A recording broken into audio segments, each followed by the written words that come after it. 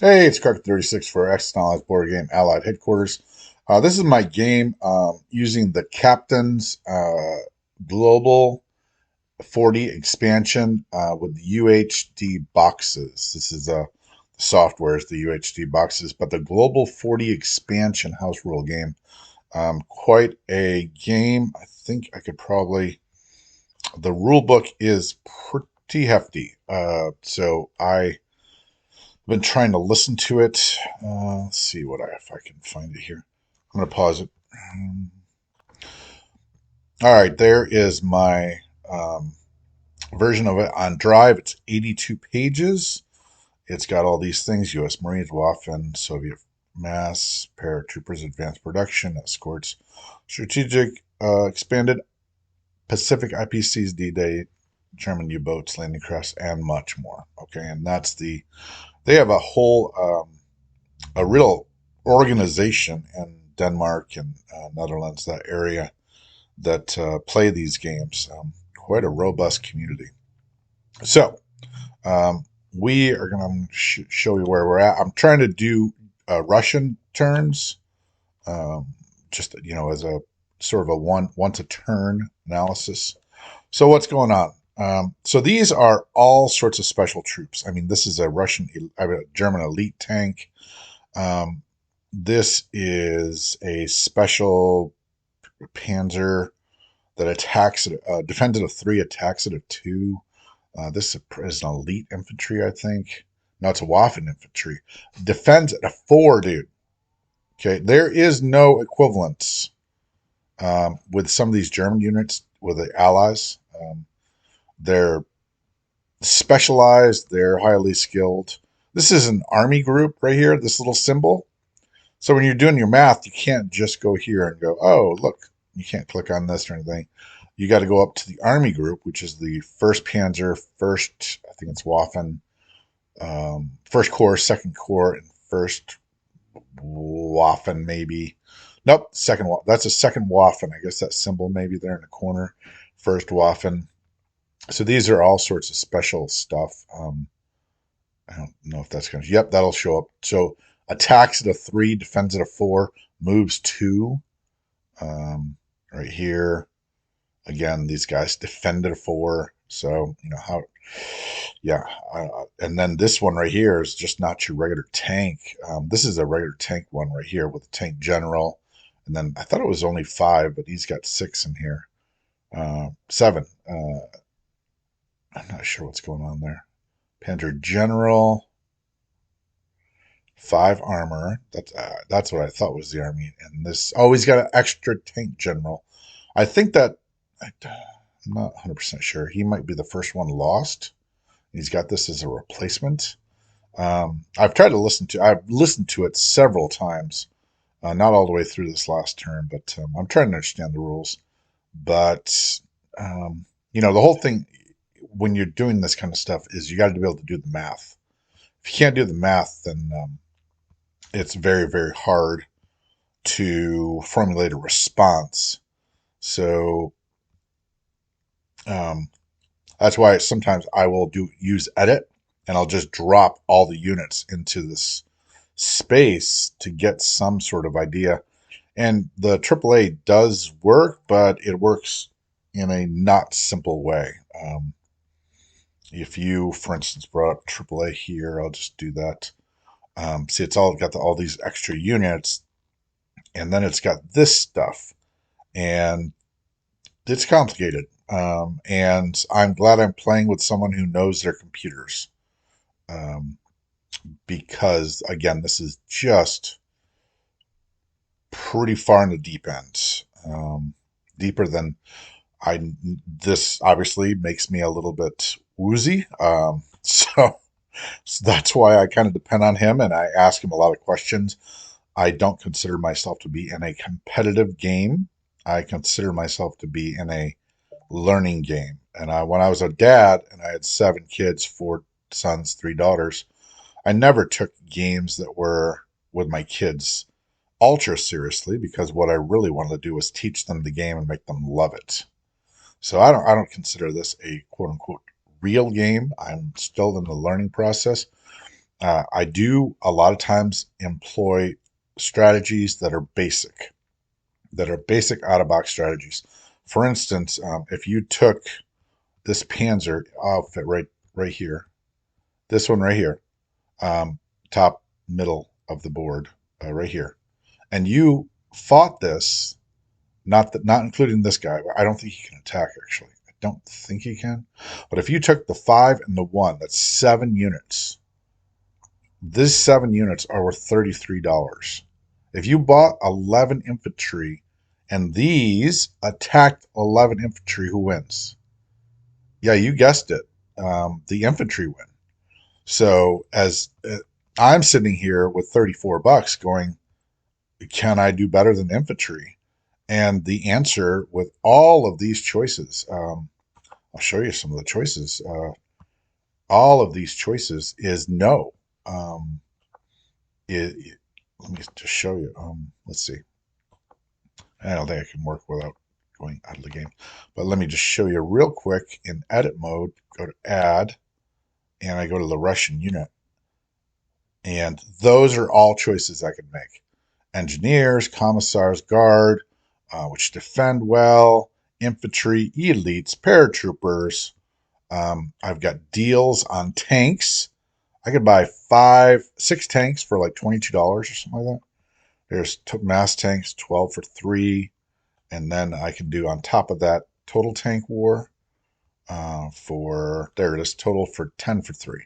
So $22, I can buy 6 tanks. Guess what? It doesn't do as well as 11 infantry. So I've got all these options. I've got Katushka rockets here. I've got landmines. And I'm having a hard time doing better than 11 infantry. So, just when you're playing with house rules, you got to sort of, really kick the tire on it. And, like I said, at some point in time, I think I will be able to buy something besides infantry. But when he's approaching Moscow, we have this whole narrative we see that the Germans come into the east and they try to take Moscow, and then they sort of realize they can't, so they divert south to the Caucasus, or they hold their ground and try to win somewhere else, maybe a late stage Sea Lion, or he's got a strong position here in Gibraltar. Excuse me. Or they just hold Russia while the Japanese come in from the other side. So you could, whatever narrative you want to say, at some point in time, I do believe that I will get to buying something besides infantry, but it's probably the time in the game where I just need to buy infantry. So that's what we do. Obviously, I'm showing you history here. There's some exciting stuff that happened just a minute ago, like literally a few minutes ago, with a phone call with my friend Barney and B. Lee. And so here we go. Show you what I did. I am obviously trying to crush the Japanese. So yes, am I a little behind in some areas in the Atlantic, particularly? I think that's the only place I'm really behind. The Med in the Atlantic, I'm behind on. Well, I can't exactly say the Atlantic. I mean, this is a huge force here. I've got all these guys, so I'm not exactly behind in the Atlantic side. I'm behind in the Med, but the advantage has been that I'm ahead in the Pacific, I think. All right, let's take a look at the. I'm going to try to pull this out a little bit more. It deserves maybe a little bit more love than I'm giving it. Making this middle area. I'm always playing around. So I'm going to buy an anti-aircraft. He's got a lot of aircraft, and they can usually all reach. He's got 2 there. He's got, I think he's got some over here. There you go. He's got 4 transports, 2 bombers, fighter. I think he's got paras. The paras obviously get shot at if you. Is this a para? Mm. Yeah, that's a Waffen para. Can move 3, by the way. You see that? It can move 3, and with a airbase 4, I believe. So just be aware. Um, I jokingly said to him, "Do you have any more troops that can walk on water?" Uh, because you figure out some of these areas would be safe, like Archangel or Nanencia or even the Urals. And there's times where it's like, no, they got there. Nope, they got there. Now you can remove your factories. So I'm actually going to destroy this factory this time. I don't know if I did that, but and you can just, as the Russians, you can destroy them for free. The other powers have to pay for that. So here we go. So I built. This is a tank general, so I got to follow some recommendations here. 6 infantry, one elite unit. I mean, why not? He gets double dice basically, and then anti-aircraft. I'm not sure why I did that. Oh, because all my anti-aircraft are either in the Caucasus, they were destroyed and shot down. Nothing, by the way. Thank you, anti-aircraft. Viborg, no hits. So the great thing about anti-aircraft is they're an X factor, right? So this is also a anti-aircraft here, but so I have none in Moscow, and I can use a rail all throughout this area. So let's see what I do. Um, I create. I'm gonna walk you through the animation, and here we go. Para is attacking the. I, he told me if the pairs attack, if they attack by themselves, they attack at 3. So I was like, we'll give it a try. I hadn't tried it. My fighters were a little out of range, so I just gave it a try. I did decide just to move back to Ukraine, and I don't think I produced there. No, I did not. And then I moved back to Moscow. Just, main thing is the main thing. And that is, those armies don't blitz, but they do move 2 spaces. So I don't know. I was freaked out by it. So I brought those back, and they could not reach Archangel, and then I moved forward. This was the really sweet. This is a payoff. So I was able to go through to Amur and grab just a ton of area here, create really a new front with reserves as well. So that is always a great thing. Russian paratrooper jumping ahead to Sichuan. Um, and then configuring. So I grabbed the horn for $3, and then um, again creating reserve always important. Here we go. We're in Briacha, and we're going to attack, and he's going to miss. Nice, no pound of flesh there. My attack here, nope, miss, nope, nope. But he rolls 2 dice because he's elite. He hits. Yep, pound of flesh. So now I only attack at a 1. So screwed. I'm screwed. And the pairs die. Oh well. Yeah, he had a sub in Archangel, so not a big deal. I don't understand this exactly. I think he told me something about this, and it's going to be edited. Um, the LCV might be. I don't think the LCV rolls. So let me just check this out. Roll for dice for 1, round 2, 5. He said something where I get another infantry back. Not 100% sure on that one. Don't know about that stuff. And then I moved the anti-aircraft forward and the infantry forward. I used rail. I think I used the rail to. I think I used the rail to change the anti-aircraft. Um, all right, I guess I just moved it back to Ukraine. So not a bad situation here. It's round 7, and I still own Ukraine factory. That's a big deal. Uh, yeah, obviously it cost me. I think I had almost 20 units in Viborg, and I do. I would love. Rule I would dream of, and that is a rule where if in the non-combat stage you were able to move in an air into an area that you had raided with your planes. So it's the non-combat. A force hasn't moved, it didn't attack, but it offers no resistance. Move into that area, and that would be super. So, anyways, this is the situation. This is very vulnerable, extremely vulnerable. Last game I fought with that the whole game. It was crazy. So I learned my lesson, but maybe I've got too many down here now. Let's go look at the placements. There we go. And this does, I think, overwhelm his force. This is a elite that rolls 2 dice against his Italian bomber, and this is 2 dice, and if he gets it, he gets it. What can I say? Um, you can only do so much. So then offering resistance in down here, all this area where there's obviously a war going on right now. And then I have reserves in Kazakhstan that can go either way.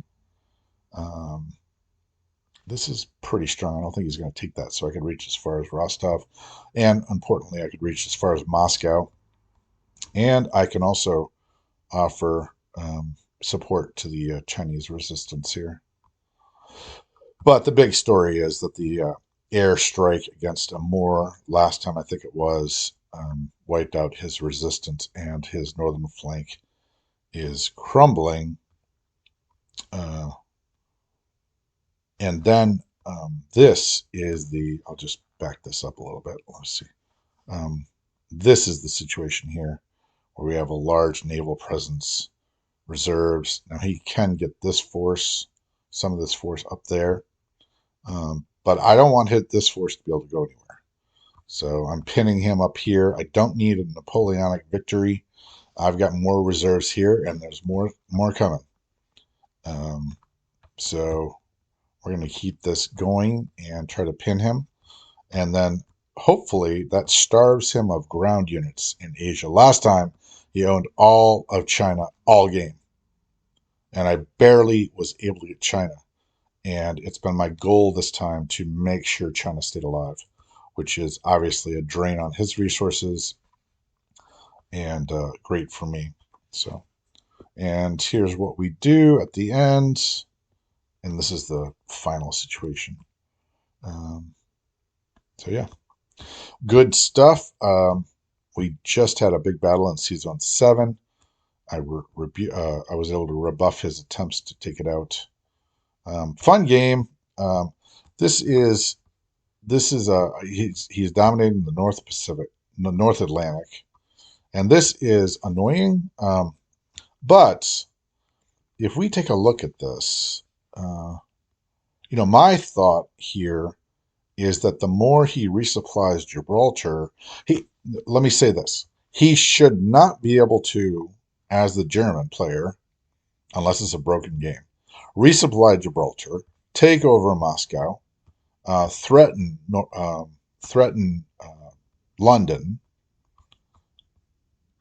and threaten Egypt, which currently he is not doing. So he actually needs me to kill these guys, I think, with some Italian rule. There's a rule where the Germans take over the Italians, and actually they can move. And then they can move on the Italian turn, and then move again on the German turn. So I think he can't have units here. I think he wants me to kill these guys. And as soon as he does, I don't understand this guy though. I thought he had to die too. But as soon as he does, the Germans can take over. Now the disadvantage is obviously that you no longer have can opener, but the advantage is he gets all of these troops. These all become Germans. But it is a long turn between Japan and Germany because everyone goes. And so the possibility of can opening really does open up if you can get Anzac or French units into this area. Anyways, fun game. India does not seem to be threatened. He does have a large force here. But again, he's low on ground units. See, no ground units on Philippines. He can use his destroyers as ground units. Those are two right there. And obviously he's going somewhere. He's got 5 ground units here. I guess most games people must go for here because every game I play, someone just stacks stuff here. And I'm like, why? So, but I liked a lot. I think there was a game where I saw like 10 guys here and several fighters, and I was like, okay, I guess you like truck. But for my strategy, I'm trying to divide him as much as possible and put him into areas where he doesn't have a naval base. By the way, I destroyed the naval base here. He built it back. That obviously threatens Burma, which is the reason I moved back to India, which was a mistake. Um, I should have just stood it. The what I should have done was stayed in Burma. If he had launched the attack, he launched the attack, and then all those forces go to Burma. The crazy thing, of course, is you can't do both. You can't both attack Burma, suffer under 3 anti-aircraft, which might hit. They're probably not going to hit, but they might. And once in a millennium, they're going to take down all 6, right? I'm sorry, they're going to take down all 9. So it's this X factor that makes strategists really nervous. That's the only reason I like XA guns is you just don't know. I mean, are you the 99.9 positive rule for the aircraft? You might be. I know I've been, but actually, have I ever been that bad? 3? I don't think I've been 3 for 3. I think I might have been 2. I definitely have been 2 for 3. Anyways, but these planes would only be able to attack Burma. They wouldn't be able to then attack Yunnan, Sichuan, Shensi, Hopai, Shahar, which means that these ground units would suffer more casualties. So I should have stayed in Burma, and the commander there is fired. So, anyways, this is fun talking about this game. Let me show you what he did with Japan. It is up. He did skirmish up here. Rather complicated battle, but I think he got all of it. I'll just show you. It's kind of fun. And I'm goofing around on a day what I have off. I have to get some taxes. My daughter's taxes. Okay, let me just show you. Again, I will say stuff here that I would not normally say in a competitive game, and with a friend. It's nice to not always care about the W. I'm much more concerned about the long-term strategic development of the allies. In other words, is my allied strategy a good strategy, which is the Magnificent 7 Northern Approach strategy. So this is its purchase. These are cheaper aircraft. They can only land on aircraft carriers. They can also land on land, but if they land on land, they don't do anything there. They have to go back on the carriers before they can be used. 3 tanks. So ground units, he's only putting 8 on. So that to me is a big deal. And that's where I'm going is I want him to be in a arms race. This is a super carrier, by the way.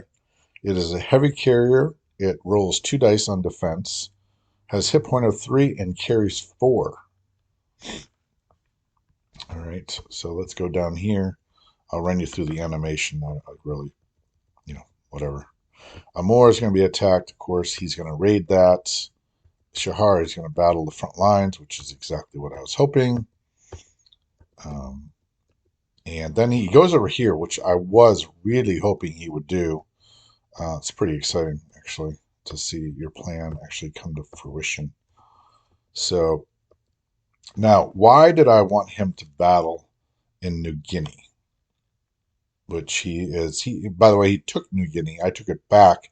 He's taking it back again. And I've got that force down here to respond, as well as 2 subs there. So I've got lots of subs in the area. Um, so, but I wanted him because there's no naval base here.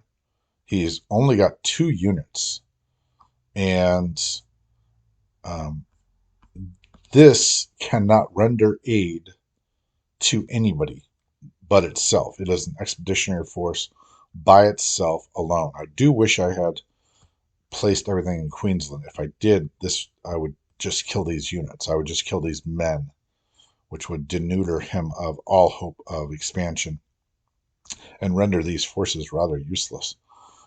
But even with these two, pretty unlikely that he wins a battle versus these ground units. I'll drop more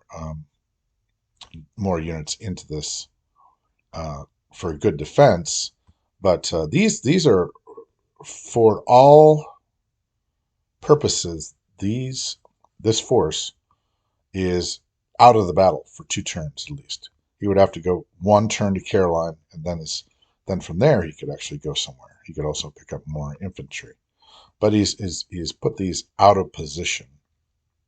These planes really could come in handy right now in Asia. So he is trying to do something very difficult, something skilled players do, which is have separate battle groups that are independent and functioning and self-supplying, which is what this is. This is expeditionary force. This is what this is over here. This is an expeditionary force of the Russians. This is what this is over here, the C-Zone 7. The emphasis I have in this is make sure this is still a fighting force when this is all done. So let's see how the battle goes. Shanxi, I'm just going to pop this out a little further. Shanxi defends 1v1, and I got the hit. Nice. Chinese win. Kidding me. Never happens. Okay, he's got plenty coming in. 3 defenders. I want 2 hits. Give me 2 hits. 2 hits. Yes, 2 hits. Good with that. Really good with that. And he loses 2 what? Ground units. That's what we need. Ground units. Kill the Japanese ground units. Here we go. They coming in again. And do I get? I got another hit. Oh, nice. I got another hit. Another ground unit down. Super. Okay, great. That is fantastic. Could not have gone better. So there you go. Got 2 coming in on 1. Do we get our pound of flesh? Yes. Yes, we take out a tank. Tanks are not as big a deal in this. They only cost 5, by the way.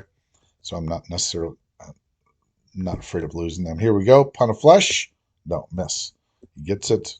Here we go. Szechuan and paratrooper. That's only 1 guy, by the way. And he's rolling at a 3 in defense, but he missed. So my pairs suck. I didn't need more training.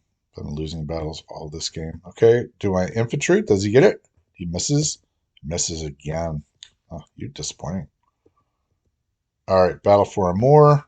Does he get it? Yes, I get it. Another one. Oh, complete victory. No way. That makes up for stuff. Keeps my Russians. Nice. All right. Here we go down here. All right, he totally rolls me, and I only get 1 hit back. Kind of sucks. All right, he damages the battleship, so it doesn't even lose anything. Crazy. All right. But I needed to tempt him to come down. It needed to be really tempting, and it was. So therefore, he did it. This is some crazy stuff. If you look here, some of these are the infantry, elite infantry. Total roll over and die. Nice. All right. So here's the big one. He's coming in with a bunch of stuff. I don't see the number here. And I'm defending with a bunch. I'm slated to win this. He's only raiding. He is obviously for these 3 together. He should have got a dice out of these 3. A little low in the 3s, a little high in the 4s, and of course 5s. What the what? I don't like 5s. I think there should be room for misses. Okay, there's my subs coming in. Ha, nice. And honestly, a little low right here on the twos. Three, six. Nope, nope. That's perfect for the twos. High on the threes, and then super high on the fours. So it was good. 13 hits. He got 9, so can't complain about that. He damages stuff. So he damages everything. 2 carriers owned, 1 battleship owned by the Japanese. So then I lost a carrier, 2 fighters, 3 destroyers, and 2 subs. Interested to see what the number was on this one. Americans win. The battle score of the attacker is 1. So he lost $1 less than I did. So again, I'm not looking to win this battle. I'm looking to destroy his northern fleet and have aircraft left over that will project power over C-Zone 6. Okay, he does move a carrier to 46, an escort and a sub. Nope, he undoes. All right, 46. All right. I could, of course, be completely deceiving myself. Who knows? Heavy carrier. All right. LCV. Oh. Triggers 4.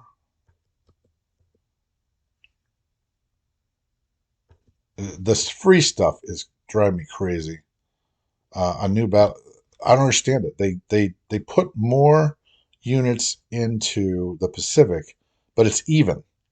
And anybody who knows history knows that we were outproducing them by a ton, but they have to artificially blow up the Pacific and give even stuff. It's like, what? It doesn't make any sense, except for the keep. Unfortunately, it totally favors the Japanese. He's gotten free stuff at the end of the turn when my turn is next to attack. So it actually artificially inflates the Japanese and deflates the Americans. It's like, what are you doing with this game? I mean, $68. As well as I'm doing, 68. He's still making $68. So a little frustrating for an allied player here. I do, excuse me. Like I said, he's going to get free stuff just in time to defend him. I don't think people have thought through this. I know it's been play tested hundreds of times, but I don't think they've thought through it. So, or I'd like to know how many times the Allies win versus the Axis win. If the Allies lose most of the time, then, I think we've got an issue. And that's how you would approach it from a playtesting standpoint, is who's winning most of the time. So, China's still alive. Very happy about that. Going to be able to hit those tanks. Should be able to destroy all 4 of those tanks right there. Yes, I will be able to destroy that tank as well. Those 2 as well with the Russians if I bring them in, and really reduce Southeast Asia to 1 tank and 1 infantry if I really want to hit the broad front. And I should be able to kill him there. Should be able to take down 1, 2, 3, 4, 5, 6, 7, 8 Japanese ground units, which will put him down to 1, 2, 3, 4, 5, 6, 7, 8, which will put him down to 8 ground units in all of Japan, in all of China, in all of Asia. 9 if you count the anti-aircraft.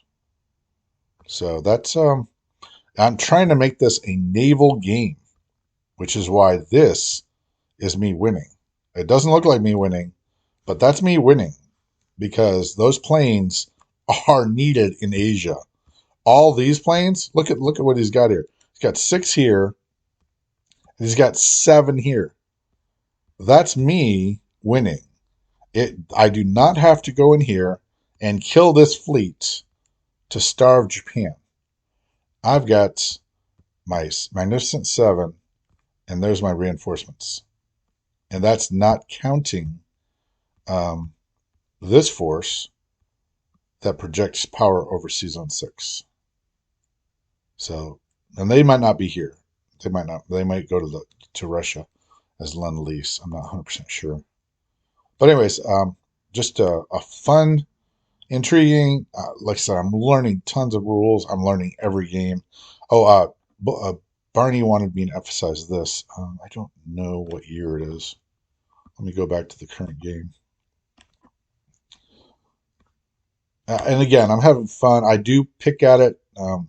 You just got to be aware that like I said, I'm a playtester, and I'm playtesting something. I can't tell you what it is, secrecy and all that kind of stuff on the 11th, and it's pretty exciting.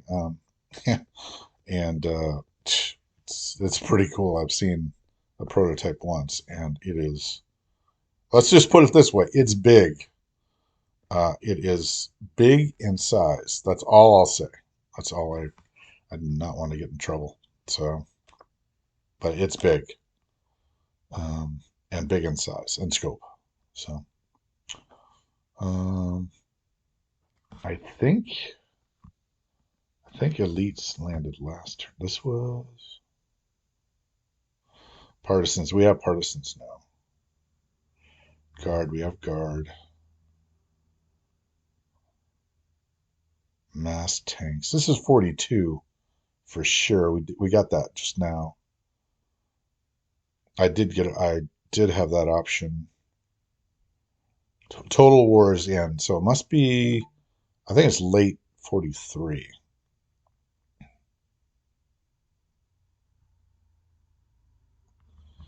Okay. Well, I give you a review of the game. That's fun. I'm up. I really got to get to work on the taxes. You can tell how excited I am to do that. But so if it's this, let me just hold it over hover. It's early 43. Free ships for Japan and the United States, I think. Pacific only. Weapons development. I don't know what that is, actually. Total War means stuff costs cheaper. Um, I did see an elite tank for sure. This is those super carriers, elites. No, this is late.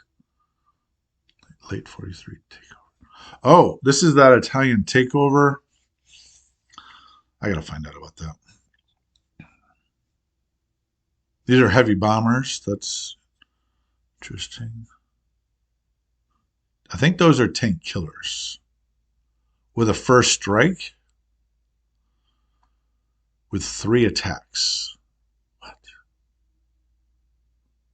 Targeted defense for combat. Defensive 4. So these guys roll 3 dice for the first round. Oh, super. Love that. The sarcasm. The problem is the math. I just don't know how to do the math. You can only build, I don't know if you see that, but you can only max build 2. So I totally get it that it's fun, but I'm also like, how do you do the math? If you can't do the math, how am I supposed to calculate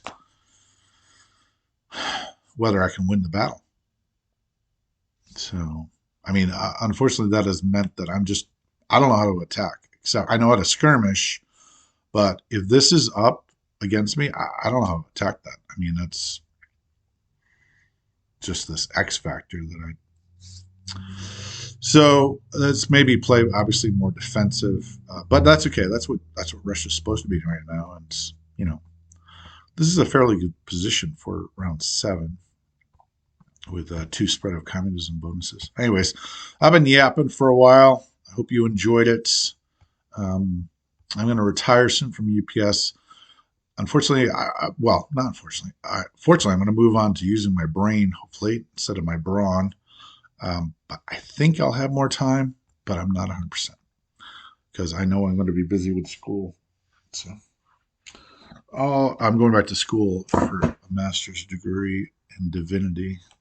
So, all right. This is Crockett Out for a morning perusing the situation at round 7, the American turn. You're probably wondering what the Americans are going to do. We are not going to attack Season 6 again. Don't need the dice to determine this game. Lose Season 6 and then all these planes and things that then move on and go to somewhere else. So I'd rather have him attacking me in Season 7, and then I can project air power over the whole thing. And once in a while, I can throw those air like spears at units, and oh yeah, I could actually eliminate these ground units right here. There's a tricky move you can do where you send in one unit, like a sub, for instance, or a destroyer. That has the potential of winning this season. Now, it's not going to, it's only theoretical. But if you attack this with one, theoretically, your planes can anticipate that you winning this battle will enable your aircraft to move to Season 19. And then I could literally do an air raid on this and reduce the Asian land force to almost zero. Now that would be pretty impressive, actually. If I could eliminate all of this, every land units, that might be a little challenge. You ever heard of my son plays somewhere, and he says there's a no tap rule where you play something and you don't even want to get one hit once. That would be an amazing challenge to eliminate every ground units in Asia. I think I might be able to do it if those bombers hit that. 1, 2, 3, 4, 5, 6. Nope, can't do it. Any ground units down there? Any bombers? Oh, 1, 2, 3. Oh, I could. These two planes could hit this. It would be pretty risky, though. 3 and the 3. Be kind of fun to try, though.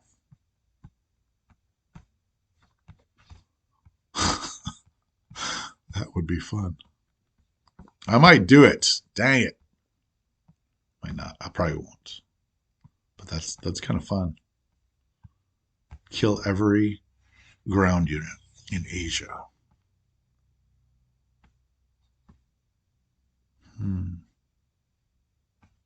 All right. We'll take a look. It's kind of fun. All right.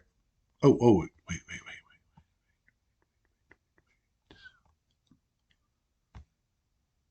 No. Paratroopers? No. Paratroopers.